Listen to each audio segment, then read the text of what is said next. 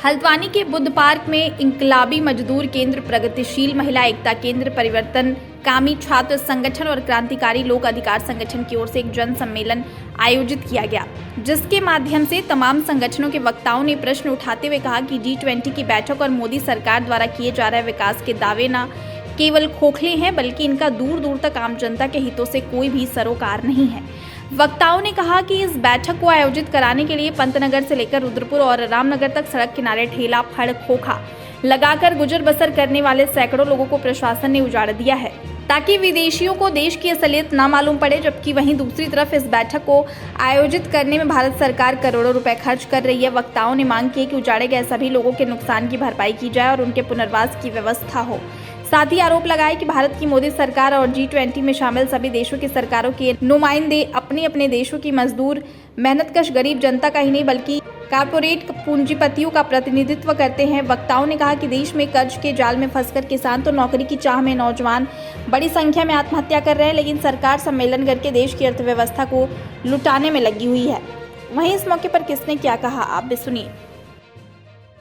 हमारा कहना है कि देश विकास कर रहा है, मोदी सरकार भी कह रहे हैं विकास हो रहा है, पर हमारा कहना है कि ये विकास असल में है किसका। तो हम स्पष्ट इस जन सम्मेलन से कहने देना चाहते हैं कि ये जो विकास है ये देश के पूंजीपति वर्ग का है, ना कि देश के मजदूर मेहनतकश आवाम का।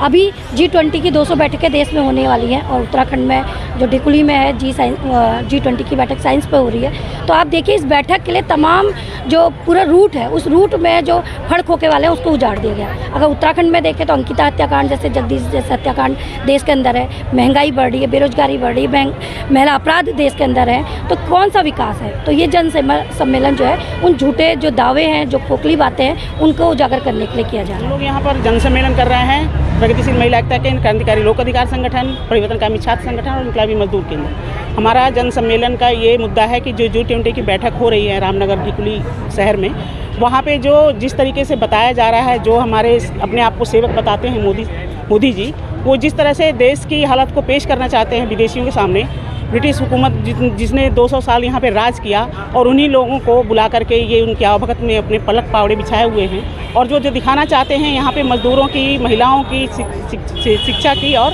सारी जो व्यवस्था है बहुत सही है और बहुत चकाचौंध दिखा करके वो ये बैठक को लगातार ये बोल रहे हैं कि यहाँ पे विकास हो रहा है विकास। लेकिन हमारा मानना है कि ऐसा कुछ नहीं है। इसके बरस दूसरी तरफ जितनी जनता है, जितनी मेहनत का आवाम है, जितनी मजदूर है, महिलाएं हैं, छात्र हैं, नौजवान हैं, वो लगातार अपनी मेहनत कश को, अपनी जीविका को चलाने के लिए लगातार जद्दोजहद में लगे हुए हैं और जो वो साइन इंडिया और जो चमकता हुआ हिंदुस्तान दिखाना चाहते हैं वैसा कतई नहीं है। तो हम यहाँ से जन सम्मेलन करके ये विरोध दर्ज कर रहे हैं और हम चाहते हैं कि लगातार जनता इसमें सड़कों पे उतरे और G20 का इसका विरोध करे।